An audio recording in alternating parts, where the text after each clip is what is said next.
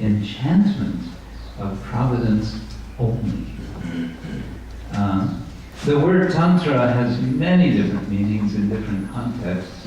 In this context, it seems to have the sense of the main point.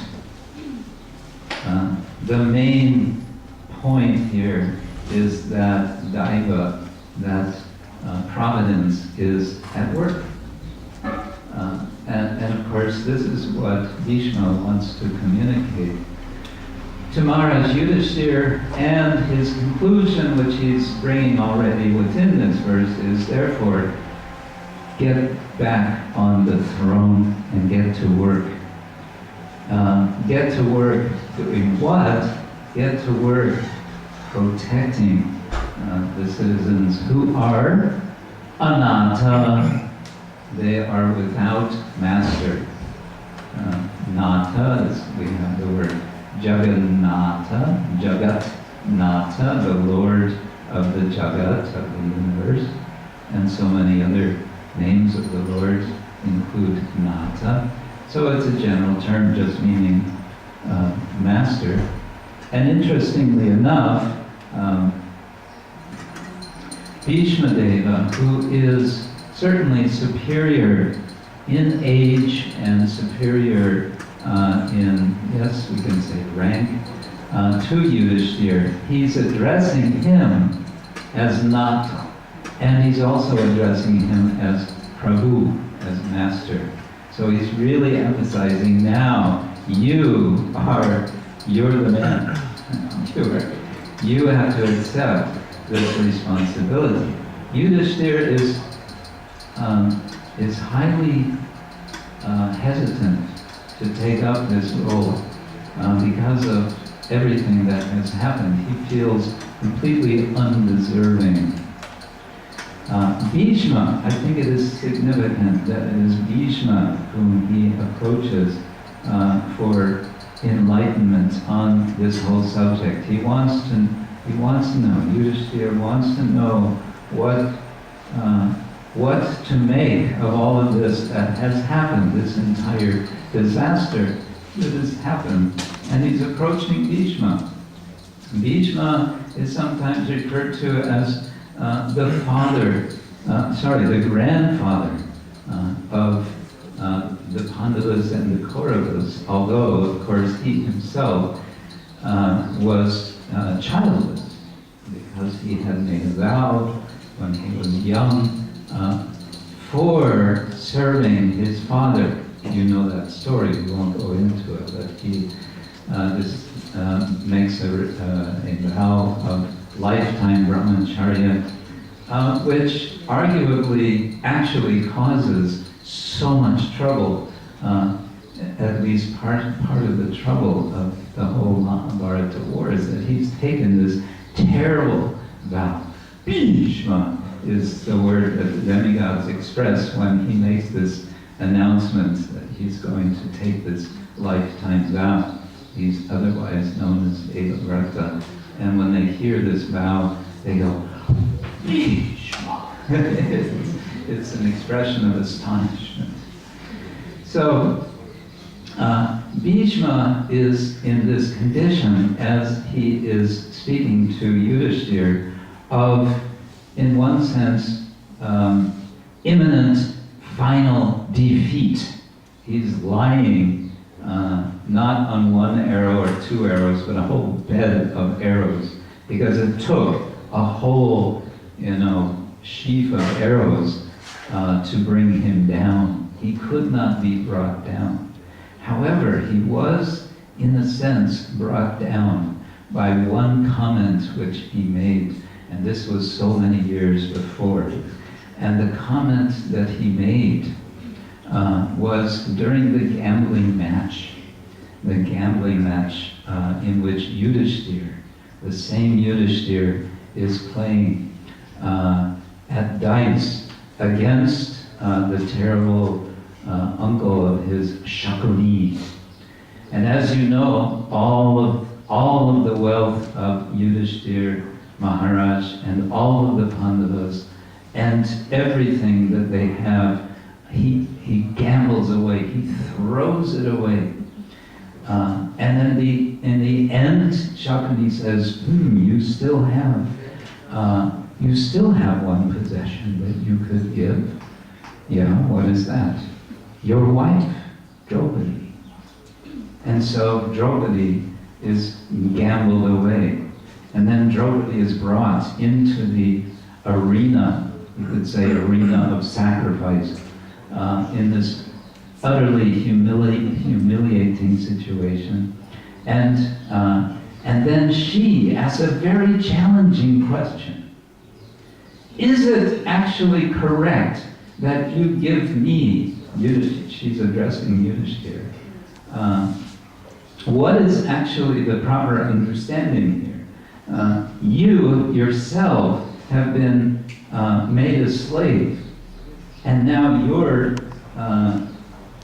taking this position of giving me as a possession. Wait a minute, something is wrong here.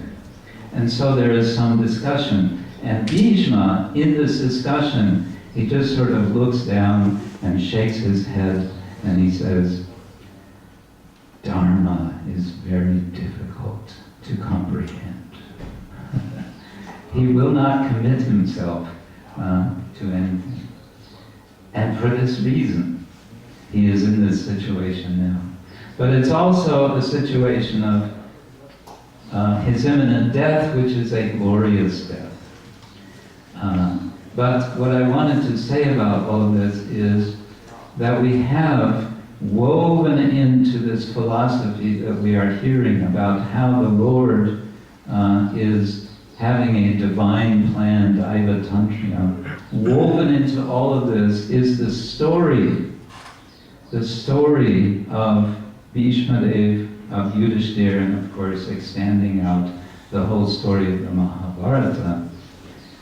And what I want to suggest is that thinking about ourselves as we make our best efforts to be engaged in service to the Lord and to be, yes, part of the Lord's story. We each have our own stories, and we're each rehearsing. You know the word rehearse? Prova, yes. We're each of us, day after day after day, we're rehearsing our individual stories. What are we rehearsing for? We might well ask. Well, we might be rehearsing our story for some superior person, someone we regard as superior, or not, just for friends. We are telling our story and so on. But we might also say we are rehearsing our story for that, as they say in the Christian tradition, that final judgment, that day when we will, as we heard Meister Eckhart saying, consider yourself as you would have originally stood before God. So we are making our story, we are preparing our story for what we are going to tell the Lord. And we have this sense that we'll be there and the Lord will be asking us, so, and what's your story? And perhaps this is part of the reason for this sometimes rather intense debate about whether or not we fell from the spiritual world, is we want to be prepared to tell the right story.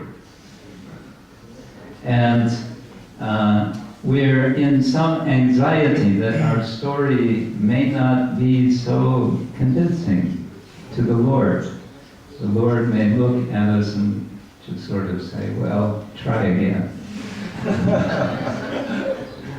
So we're constantly revising our story. And what are we trying to do as Vaishnavas? We are trying to see how our story fits with the bigger story. And we're trying to understand what is that bigger story.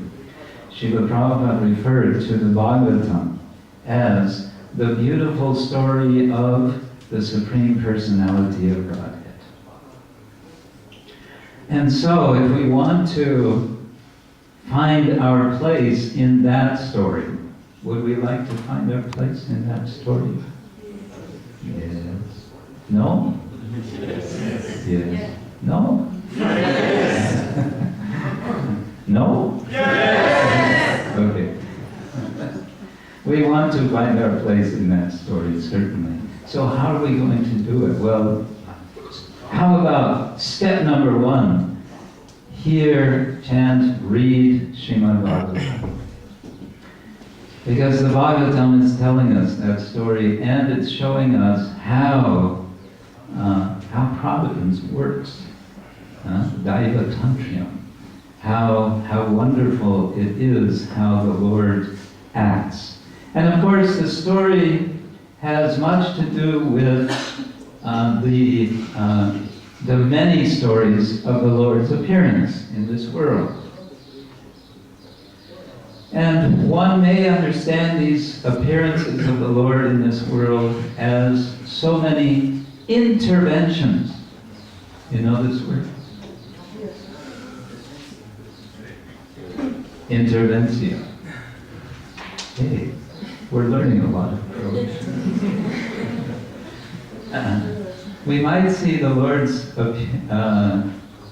avatars as so many interventions, and we could say the whole Bhagavatam is leading us up to the big intervention, the Lord appearing as in his original form as Krishna. But some philosophers are not happy with the idea of the Lord intervening. You have probably heard of Albert Einstein. Albert Einstein, it has been sort of debated, was he an atheist, was he a theist, and both sides wanted to claim him for their side. But he himself, he said, I believe in what you want to call God, but I don't believe in a God who intervenes in individual life. His God was more of a deistic God, but for him God is infinitely mysterious. And he saw that, he considered that anyone who rejects the idea of God is a fool, who is very superficial.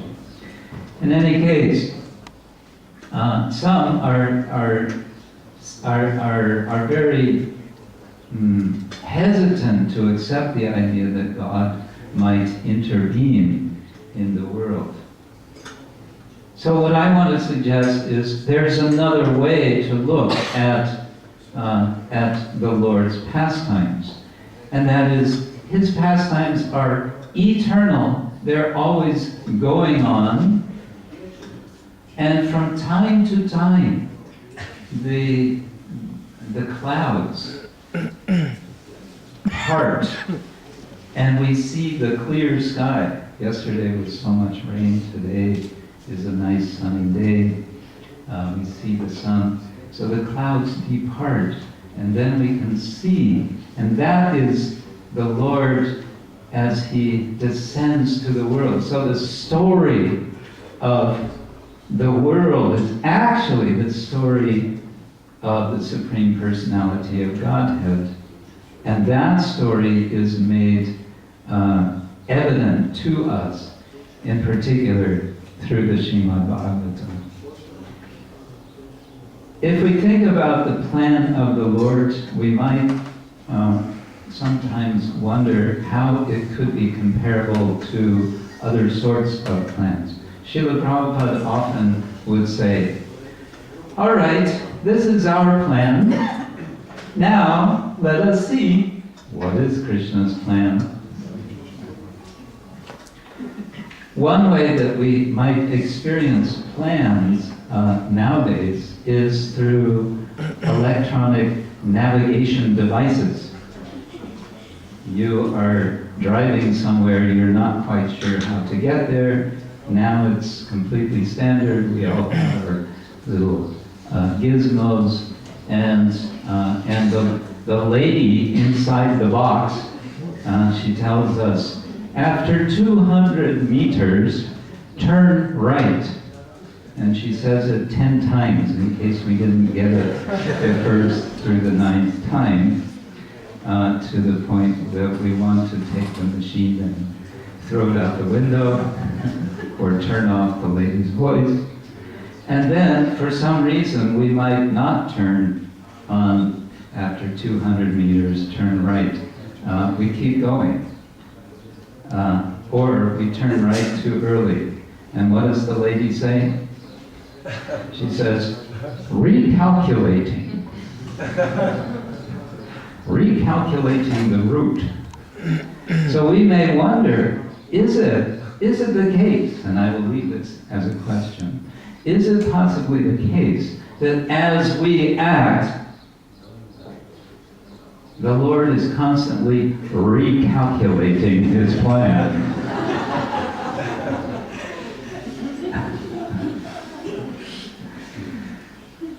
I leave that as a question, and I simply call attention, and then I will end, to two very instructive verses, statements that Krishna makes in the Bhagavad Gita.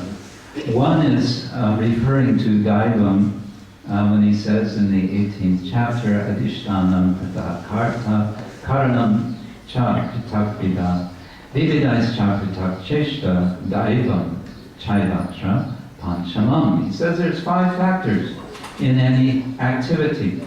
One of them is the place, one of them is the karta, that's you and me, the doer, the actor. Then there is cheshta, there is endeavor, there is karanam, the instruments, which means our senses, and finally there is daiva. And Srila Prabhupada explains in his purport that if we neglect daiva, then we are in ignorance. Essentially, he's saying like that. And so as we go about our efforts to, how shall I put it, revise our story so that we see ourselves in the bigger story, which is the Lord's pastimes, we can keep this in mind. We need to keep this in mind. This is our central point. The Lord has His plan, and we want to be part of that plan. And finally, another verse, also in the 18th chapter, Krishna says, if I remember, Sahajam karma kaunteya sadosham api natyaja sarvaramba I doshena dumena rita dumena mir iva avrita. He's saying that whatever action we do, whatever we do, sahajam, born with that action, dosham, there will be fault. With any action, there will be fault. And then, Krishna's point, he says, sadosham api natyajet, don't give up your duty because there will be fault. Sarvaramba hidoshena, in every undertaking, aramba means beginning, undertaking. Sarva aramba, hikonte, then dumena agni iva avrita. Then he gives the example. What is the example? He takes a famous example from Nyaya, from logic, and he reverses it.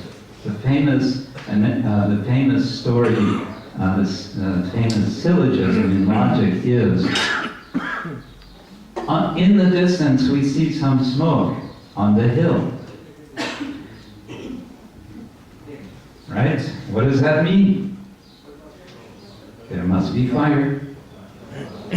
Because, why? Because wherever there is fire, there is smoke. Therefore, there is fire on the hill. You can't imagine how much this little syllogism has been debated and discussed in Indian philosophy. What is the meaning? Well, Krishna, being Krishna, he plays with this syllogism and he turns it upside down. And he says, wherever you see fire, you're going to see smoke. So wherever you see activity, you're going to see what? False. So don't be surprised. That's what Krishna's saying. And don't therefore conclude, therefore I better not do anything. Or therefore this other person should not do anything. This other devotee. Yeah, so these two verses I think are very helpful for us to consider this whole subject of the Lord's plan. And again, I want to suggest that we think about how the Lord's plan is the story of the Supreme Personality of Godhead. We want to understand, we want to comprehend that story. How do we do it? We hear the Bhagavatam, we study the Bhagavatam, and then we can see how our story fits, how it meshes, how it perfectly is part of, and becomes part of the making of that story of the Lord. Hare Krishna. Grantara Srimad Bhagavatam.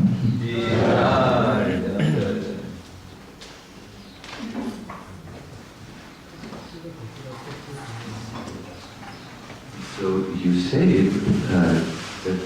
that we are searching for the plan of the Lord. If I understand you correctly, we should maybe ask a different question than how can I be part of the Lord's world? Or how can I be part of Krishna's plan? Isn't that a circular argument? Yeah.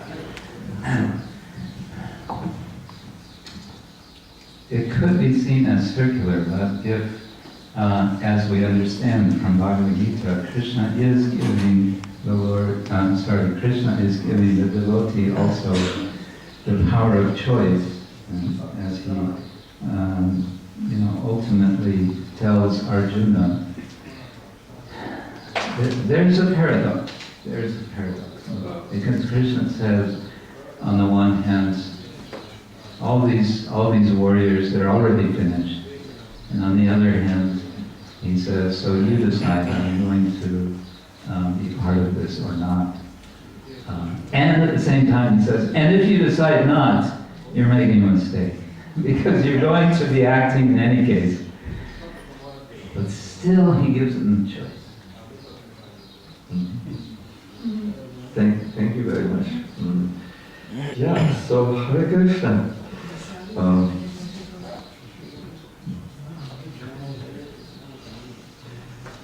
Jaya Sri Krishna Chaitanya Prabhu Nityananda Shri Advaita Gadadhara Srivasadi Gaura Bhakta Hare Krishna Krishna Krishna Hare Hare Hare Rama Rama Rama Hare Hare Hare Krishna Krishna Krishna Hare Hare Hare Rama Rama Rama Hare Hare Namo Vishnu Padaya Krishna Krishaya Bhutale Srimate Bhaktivedanta Swami Iti Namine Namaste Saraswati Deve Gauravani Prasadine Nirvishesha Shunyavadi Vasajarishwarine. Our subject matter is how can we find out the plan of the Lord?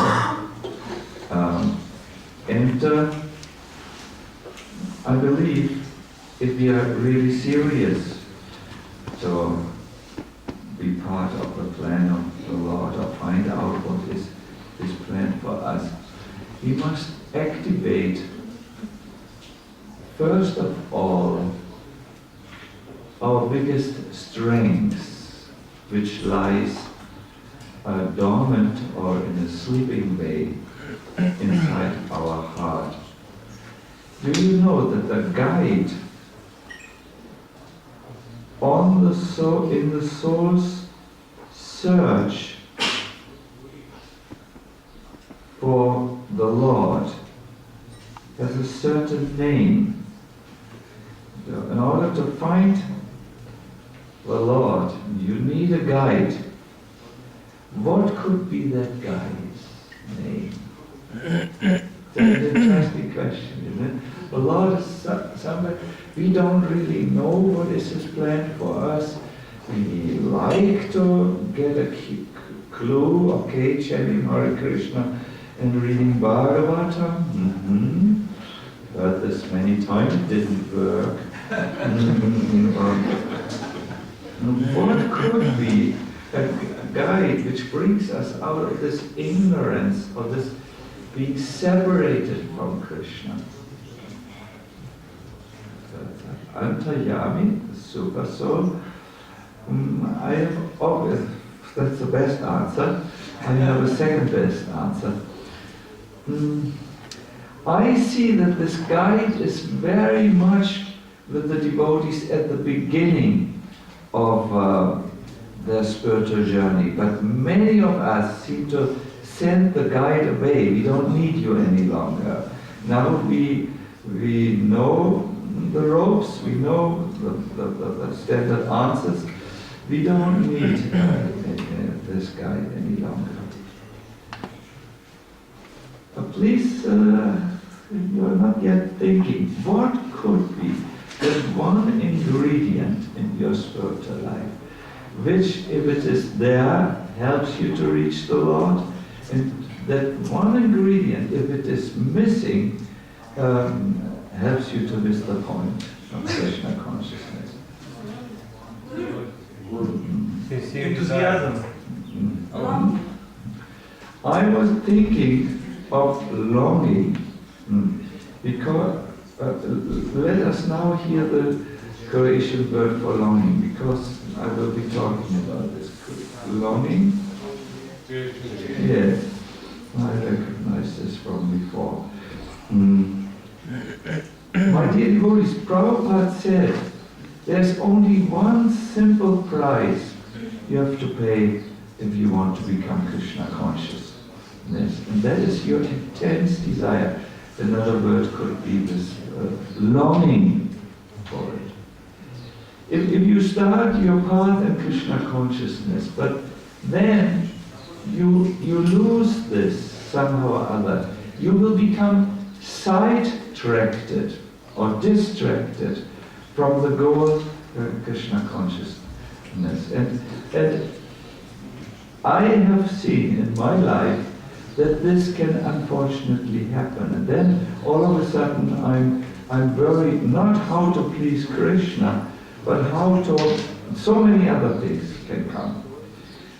So this simple prize is, I would say, the beginning. And I want to remind you this morning of this sacred longing, and by reading you something which Prabhupada, which I like to refer back to again and again and again. He says, the need of the spirit soul is a good pizza. Did I read this correctly?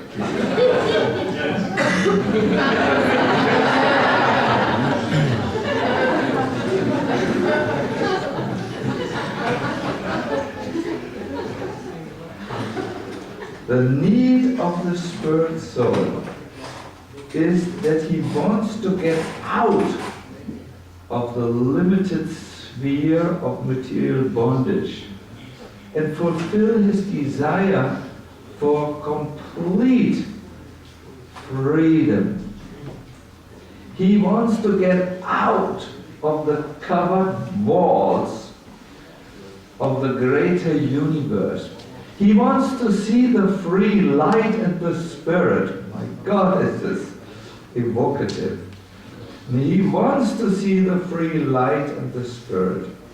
That complete freedom is achieved when he meets the complete spirit, the personality of Godhead.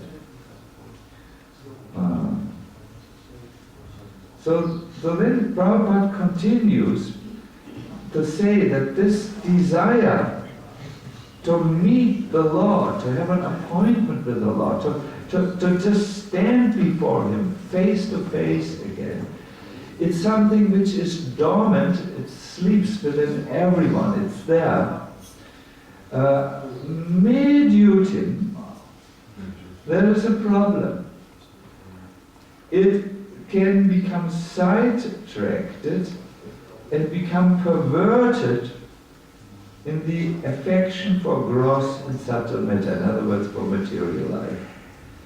So we have that original pure driving force, that's affection for Krishna, that longing to meet Him and please Him, but it can be sidetracked or become pervertedly manifested, in the wrong way manifested, by loving so many other things. I once wrote a poem where I tried to express this. I said, "My Lord, I want only you, but when you see me crying, I would most probably give my name, my tears, other names." I would say, I need some recognition, or I need some fairness, or I need some security in my life. I need the Maslow pyramid of needs, My Lord, I really only want you, but my tears in this world carry other names than you.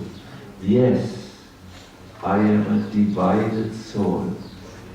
I was cursed long ago to seek for the wrong things, but to long for you only.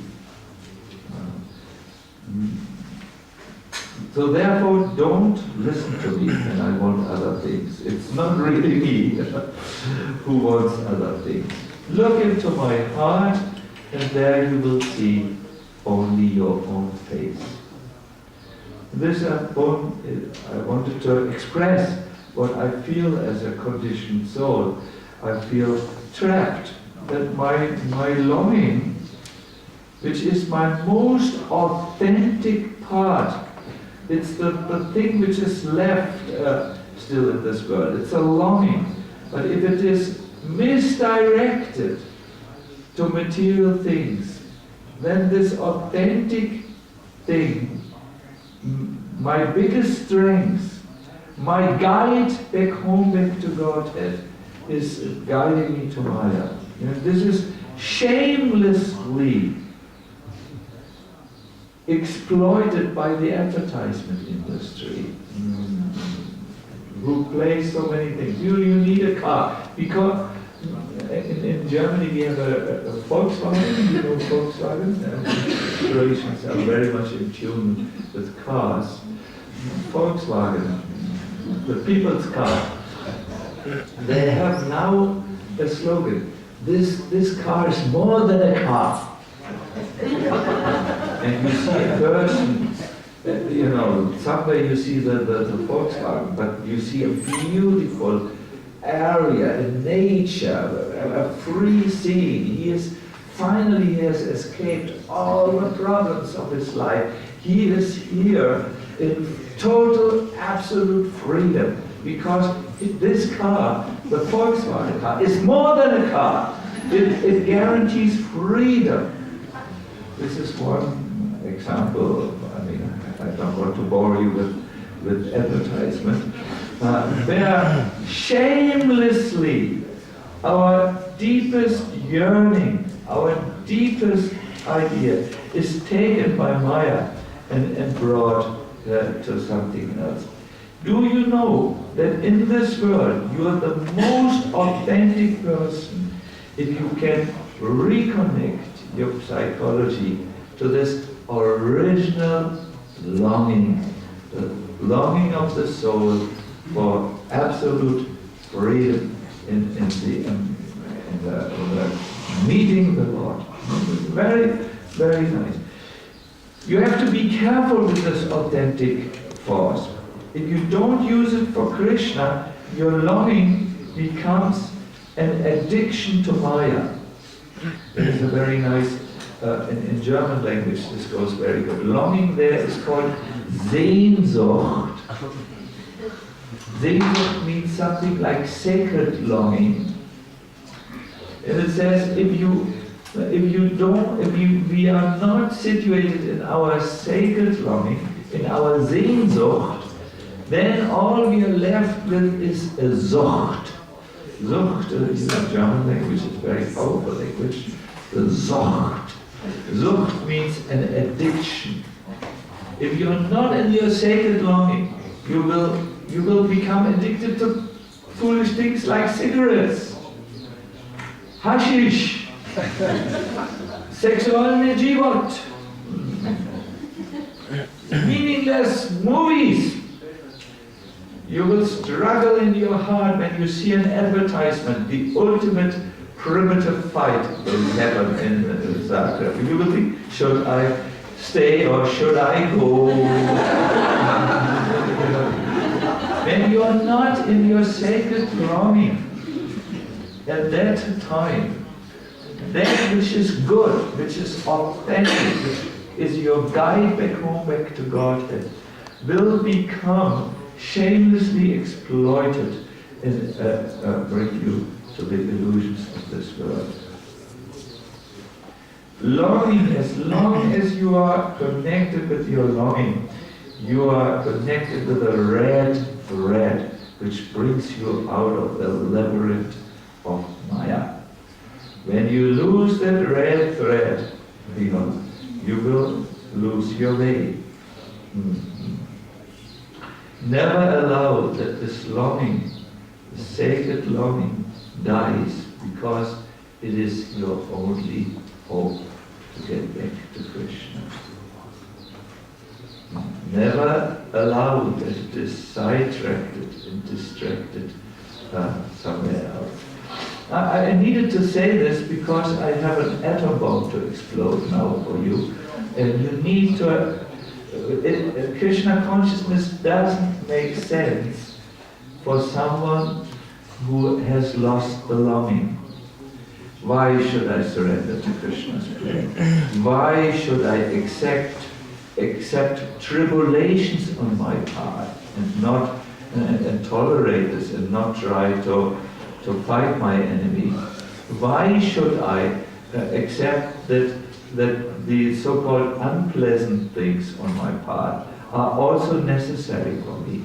If you lose that higher perspective, that higher orientation, and instead of longing for Krishna, long for a position in this world, when Krishna gives you some fire, you will not be able to understand that this is the plan of the Lord. You will think it's unjust, it's unfair. And if it comes from God, He is an unfair God. You will think like this. No. You will ask the question which Vishwanath Chakravarti Thakur raises. He asks a simple question which I have asked many times. Can't the Lord attain His purpose without giving distress to His devotees? Does He like to torture us in this world? Why does He make it so difficult? He could just, it should just be easy. Why did He send us a difficult situation in our Croatian yatra, and not all of Croatia, in the Zagreb, Zagreb town? Well, can't He just make it easy? Listen with that authentic force in you. When you have a longing for Krishna, you will know at the moment I'm not I'm a divided soul. I'm not perfect at the moment. You know, even Muhammad Ali, when people said to him, "You always say you're the greatest," this is absolutely bad that you say it. He said that I don't say this. He is the greatest. And because I acknowledge it, I'm the greatest boxer. Only the greatest boxer. He is the greatest. And so he was pretty confident about himself, we can say. He said, the one who will beat me is not born and he will never be born. Because I'm the devotee of my Lord. He said like this. Ultimately he was beaten. We should not be proud, we should be humble as devotees. Otherwise the Lord might send us Parkinson's and something, you know, that we learn our lesson. But the Lord sometimes needs to correct his devotees by sending them misery. But this is not karma. This is the direct mercy of the Lord. Yeah, I cannot speak for Muhammad Ali. I don't know enough about his spirituality to comment. It's not. But I know from our Shastras about devotees. It is said, when the mother loves its child in India, it will take some ointment and smear it on the eyes. The child goes, no. Mother, 1 second, and it continues. It's called kajal. Because if you have the kajal in your life, when you're a child, you don't need glasses in your old age, like Krishna Kshetra Swami and myself. It's such a good thing for the eyes. It gives it strength, and it's usually, that's what I heard, the medicine, but it needs to be applied at a young age. So the mother knows, I will give a little pain to my child, it's little, so that it can see very nicely. So Krishna, in order to free us from our blindness, from our his first installment of mercy, what he gives first, it is a little painful. But then the second thing is, it's not over with the first installment. He causes his devotee, after he had gone through this purification, which needs to be done if you want to go back to Godhead. You need to be purified from your selfish desires, from your distractedness from Krishna. After he had cured you a little kajal, then he gives his second installment of mercy, which is that he gives you an extraordinary shower of bhakti ras, which rains down. Let me ask you a question. Who has seen in his life, who has seen in her life, that after the Lord gave you some purification, we call it even like this in our movement, some little intense treatment, life gets very, very blissful.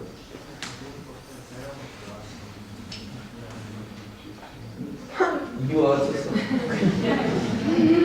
and I was so miserable before this happened, but now I got this bitter mercy of Krishna.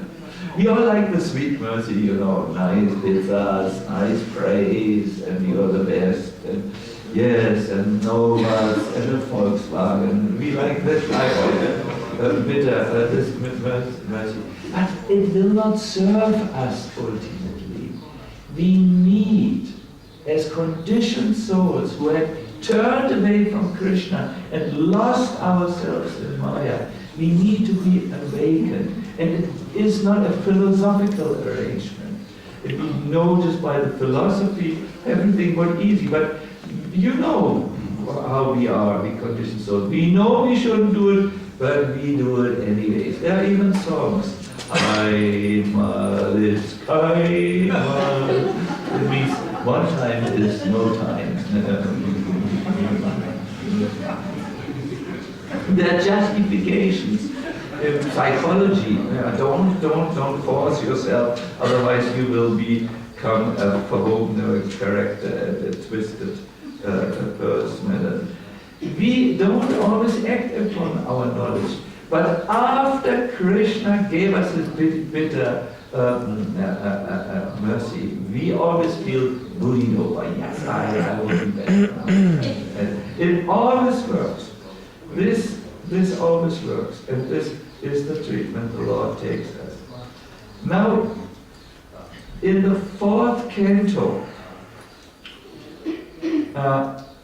there is one verse which I want to read to you. It says, if you know this one secret,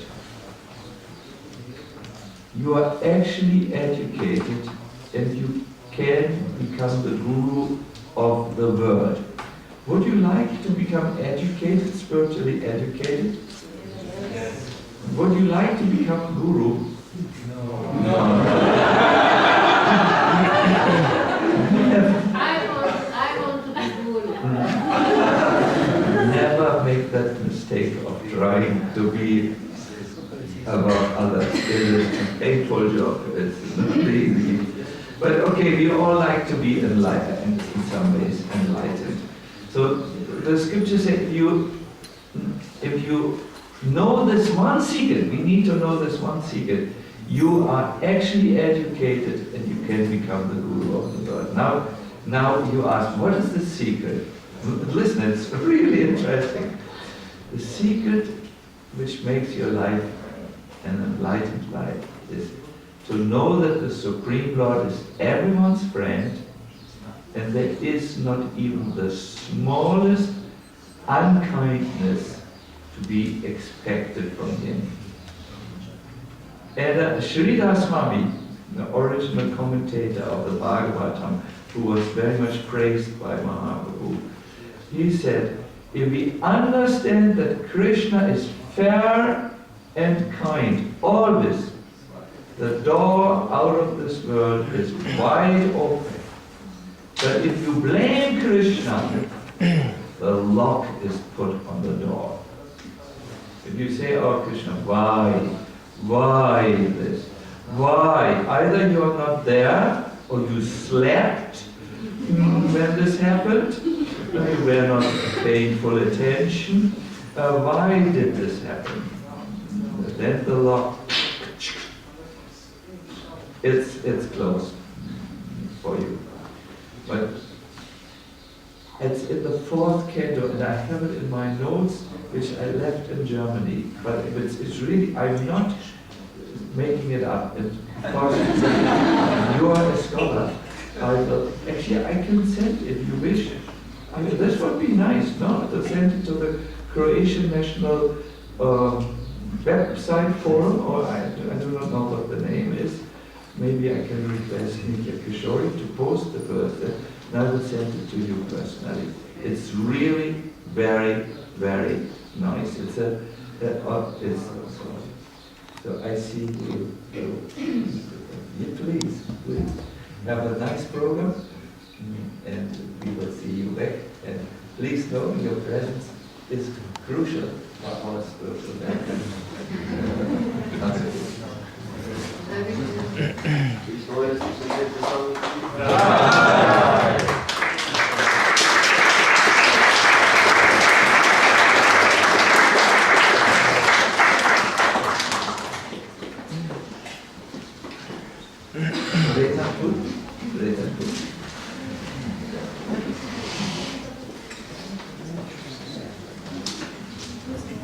Oh, here's the verse, by the way. No, I will give you later. You please let us not talk while a saint leaves us. It's a sad occasion. Have a nice journey. Hare Krishna. Now I don't feel secure any longer without your presence here. If you want to find the verse, please make a note in your notebook. It's in the 4th canto of the Bhagavatam, 29th chapter, verse 51. I repeat, 4, 29, 51. Yes, that's a good idea. Now I will just end my class and then ask for lectures by doing something which I always wanted to do. I want to tell you a story which you will never forget.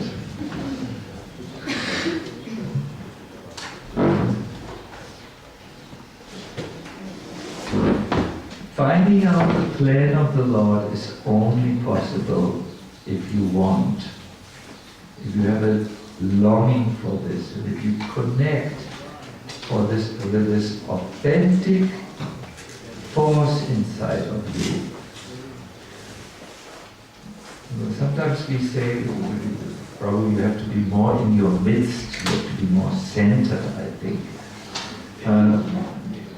In Krishna consciousness, this doesn't just mean a neutral position of balance, inner balance, but it means you have to connect with your longing, your original desire, which is independent of your material situation.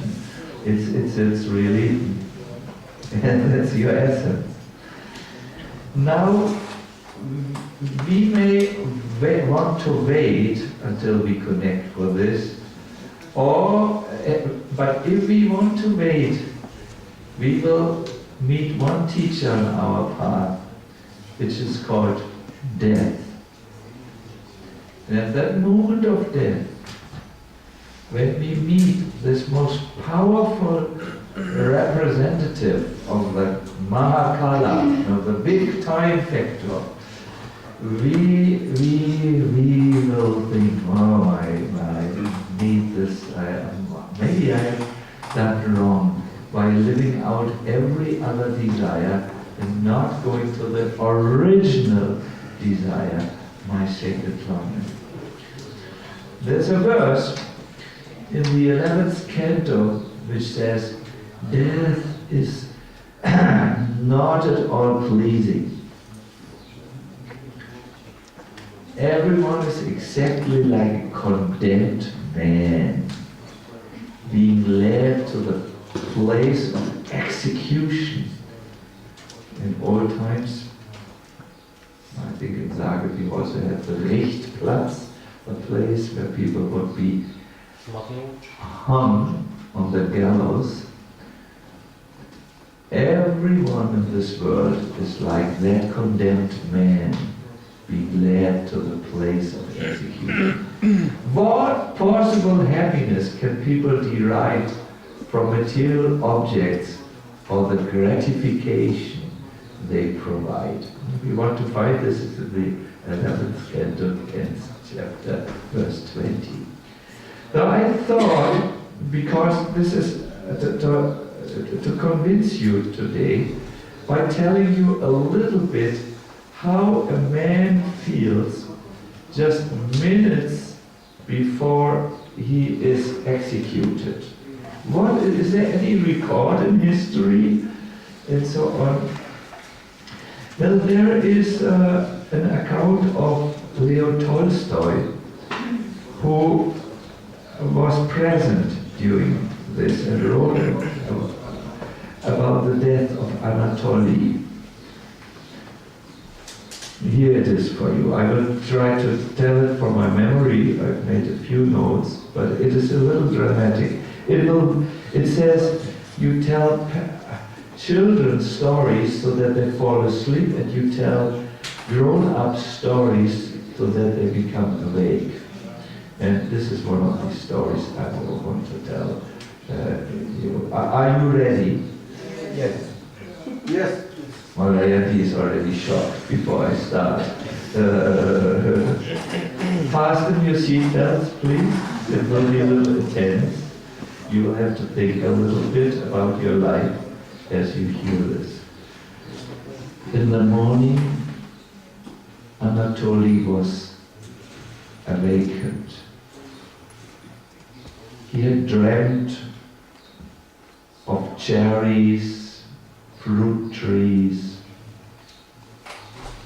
but then he heard some noise. First he thought he had fallen out of the tree, but there was a chain.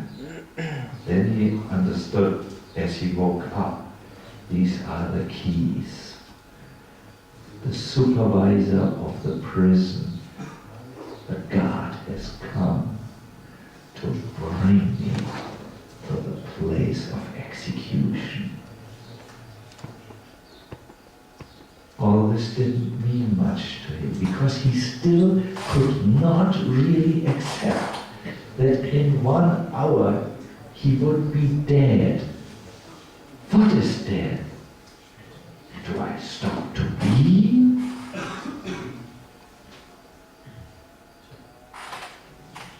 The guard, the supervisor, and one gunman took him out of the prison. They put him on a cart which was drawn by a horse. He was not allowed to look forward, but he looked backwards. And as he passed by the many passengers who saw him on that morning, his last morning, he saw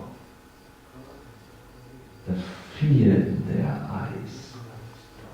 Because it was the Tsar, that means the king, that cruel Tsar who had judged another innocent man, who told about the political maneuvers of that Tsar, who had judged him to die.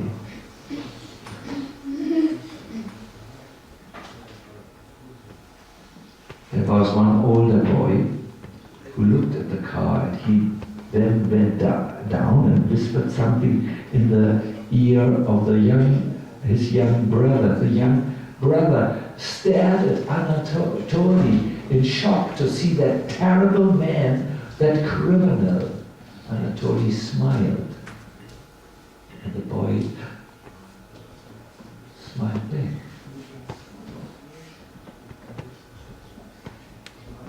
I will jump forward.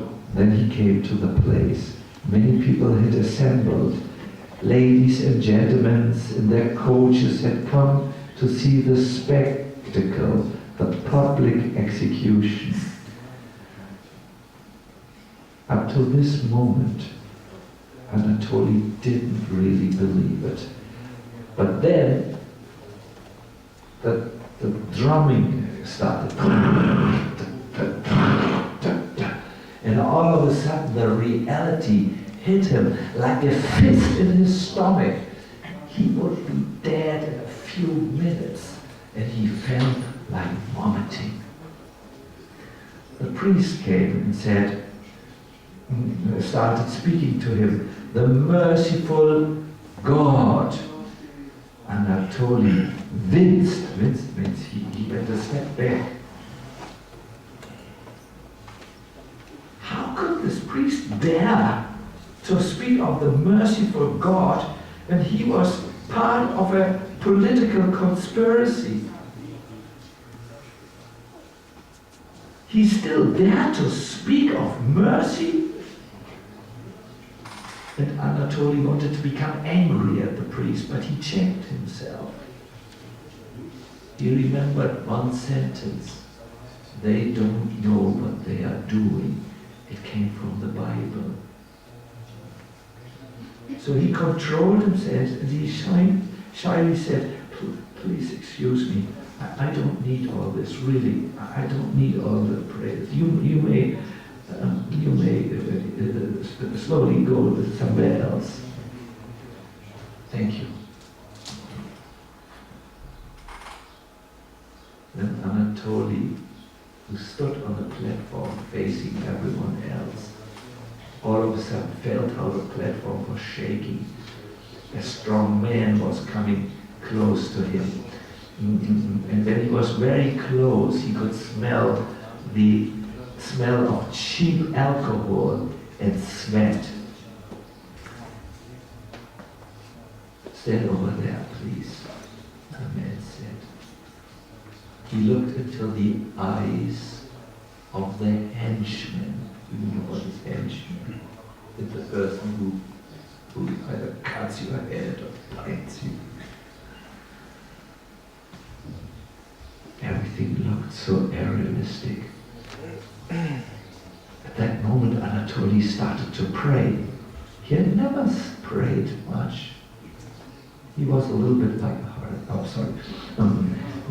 he started to pray, and as he was praying in this situation, he all of a sudden knew God, the one who heard him now, was the only reality in his life. How could he be so sure? Because only now, when he prayed, he began to feel deep inner peace. That's how he knew. He prayed, then he cried. He never cried. He was a strong man. But now he cried, not because he was to be hanged in a few minutes. He cried because he had forgotten the only reality.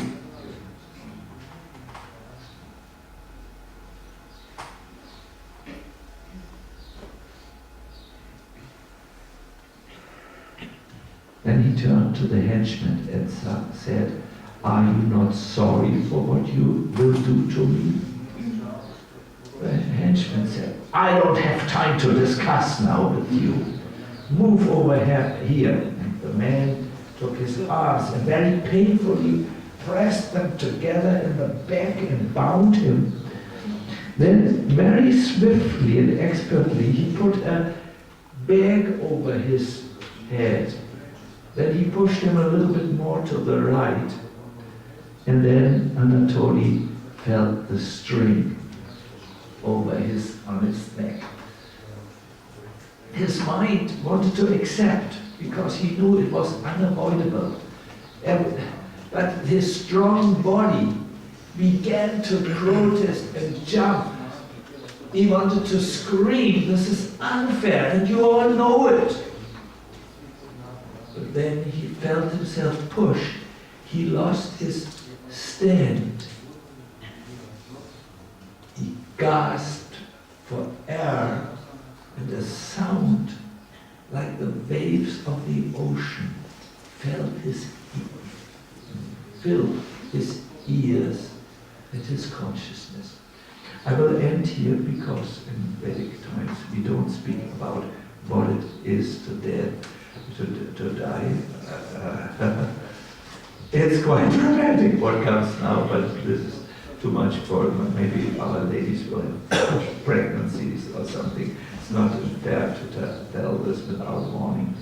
So, but what I like about this narration is that the Bhagavatam says, everyone of us is in this role. That is not at all pleasing, since everyone is exactly like a condemned man, like that Anatoly or Svetlana or whatever, being led to the place of execution.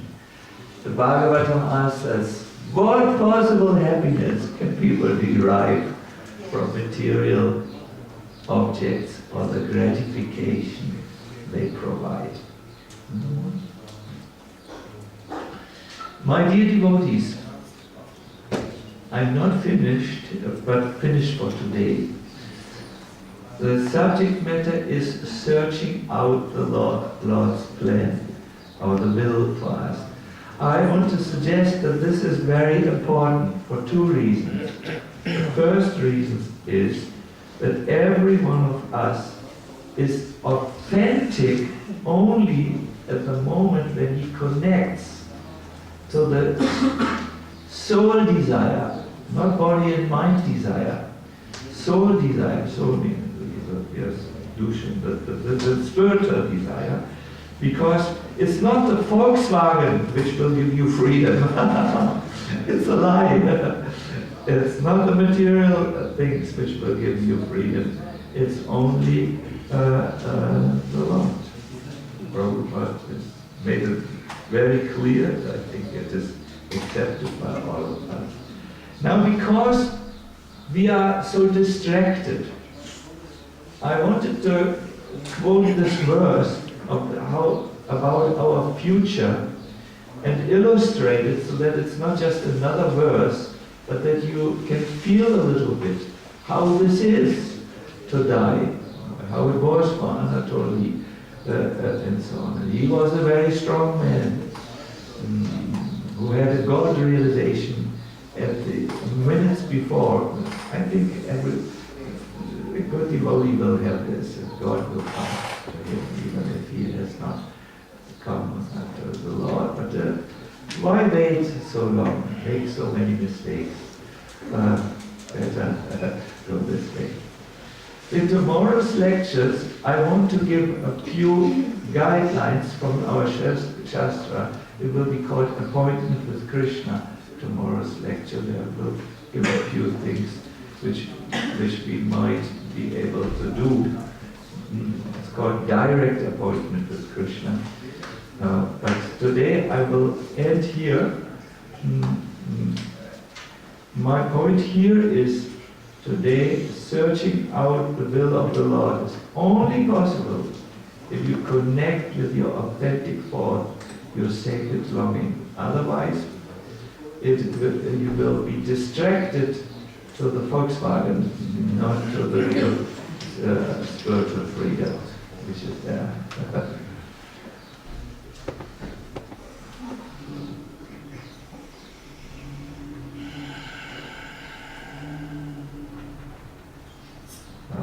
We still have 15 minutes for questions and hopefully inspiring answers. Hare Krishna. Thank you for this. Good day. You were mentioning throughout the lecture how difficult when we get difficulties from Krishna to accept them as beneficial for us. But in my own experience, I actually have seen that Krishna doesn't really give such big difficulties, but we inflate them once they begin, and then in our eyes they seem to be huge. And then we blame Krishna, or we're confused, why am I going through this? But actually it wasn't a big deal, you just made it a big deal. So. How nice that you say this. Yes, yes. Because we, our mind, nicht ein Problem.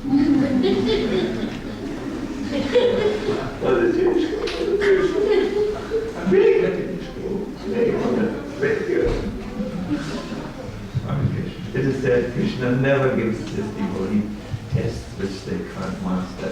Then he would be wrong. A teacher who gives too high of things is not a good teacher. No, our mind which inflates them. He gives much more importance to the difficulty than it really is. It's like this. There are numerous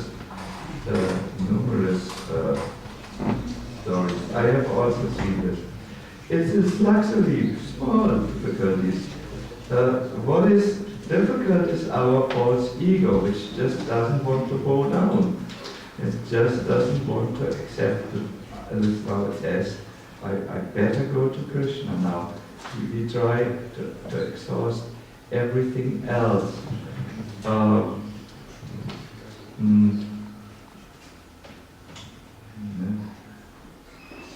I'm trying to find a verse which I'm just processing. My inner computer is going at the moment. This is expressed somewhere. I remember in the Shastras, this is expressed how our mind makes something. Well, I know a traditional story. It was about a pilgrim who went on pilgrimage and to the Ganga. It was the only time in his life where he could come to the Ganga, and he wanted that journey so much. He was like a poor devotee here who wants to, I want to go to Mayapur. He saves money and he goes, and so this very good person, good devotee, went to take a bath in the Mother Ganga. So he started to do what you do after after you've entered. You offer something to Ganga, and you usually just take Ganga water and make a puja like this 3 times minimum, more if you so want, and then you pour the water into the Ganga. You say, Ganga, you are so valuable, and I'm so poor. I can only give you back yourself. This is a very humble gesture. So when you have done it, you may drink a little Charanamrita. So the pilgrim had just finished his offering, and then just like this, and drank. Then he thought, oh no, I have drunk a puno glavas.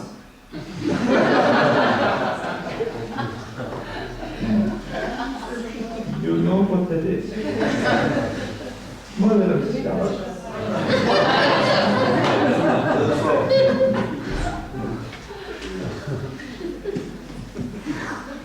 And then his mind started, oh no, problem, bigger problem.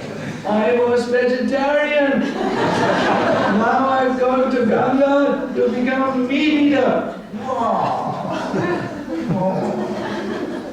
And he went down, his mind brought him down. He just could escape the Ganga a little bit. Then he was lying down on the banks of the Ganga, and he got a heart attack. And the people came to him, what is wrong?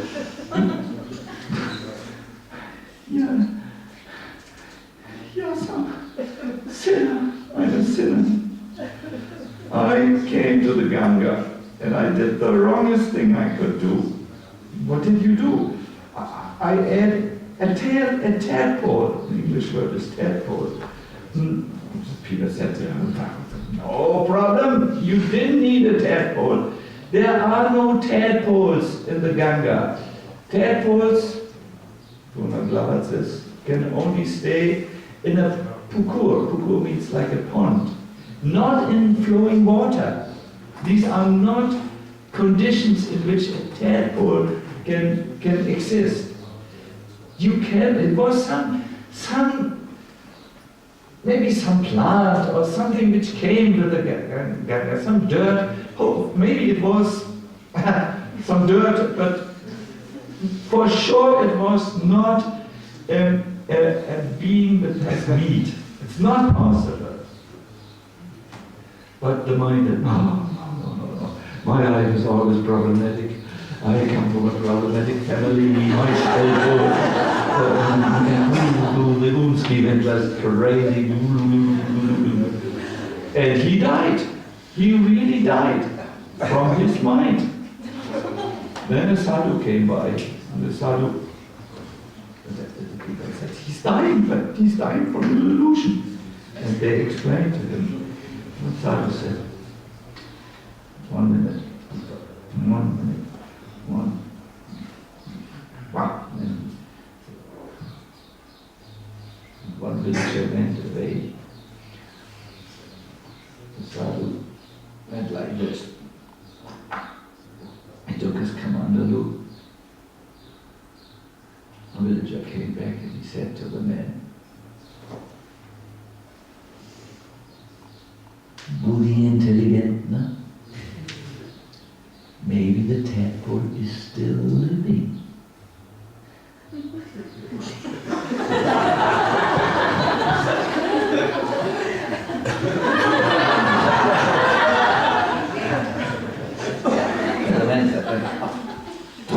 Idea. And he went in, and it's before breakfast, I don't want to tell. So when it came out, the sadhu went with his hand like this and threw something. And then he said, "Ah, look, the tadpole is there." You understand? He had told one person to go to a pukur, get a punaglavats from the pukur, and then he was vomiting. He just threw it in without the knowledge of the man. He's living! You are not a sinner. You have not killed a tadpole. Now take the tadpole, bring it back to the pukur, because if you throw it in the Ganga, it will die. There are no tadpoles in the Ganga. Bring it back to the pukur, and then you are safe.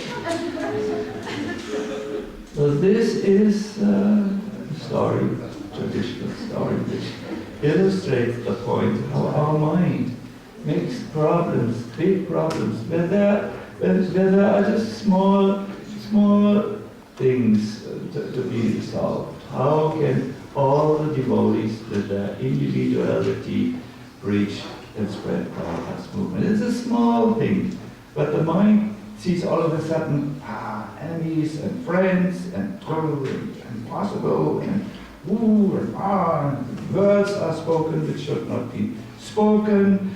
Everything becomes complicated, a whole and so on. So simple to sit down, to just pray to Krishna, please, oh Lord, you are teaching us some lesson, things to avoid in the future. Let us see now in a peaceful manner how to solve it and solve Krishna. Hare Krishna. How do you like the punaglavats? It's very realistic. How do you like the Tolstoy story? It's literature, isn't it? He knows how to express it. It is said he had one gift, that is to write exactly. He was a good observer, and he would somehow bring what he saw on paper. He was a very God-conscious man. His last words when he died was, "I see love. I see unconditional love, the love of God everywhere." Very nice. So, Hare Krishna, I have spoken. I must say I'm a little bit sorry sometimes that I talk so intensely. I don't feel happy in talking so intensely, believe me. But I am here a man with a mission. I want to see that I want to help that our movement is free from punaglavats and there is big enthusiasm to connect with our sacred longing, go back and do our service. With that spirit, Krishna, we want to serve you. Everyone will feel it. And people here are so nice in Croatia. I can only say it because they have a heart. So if the right things go in the heart, they are wonderful people. I will end here. Thank you very much. Hare Krishna.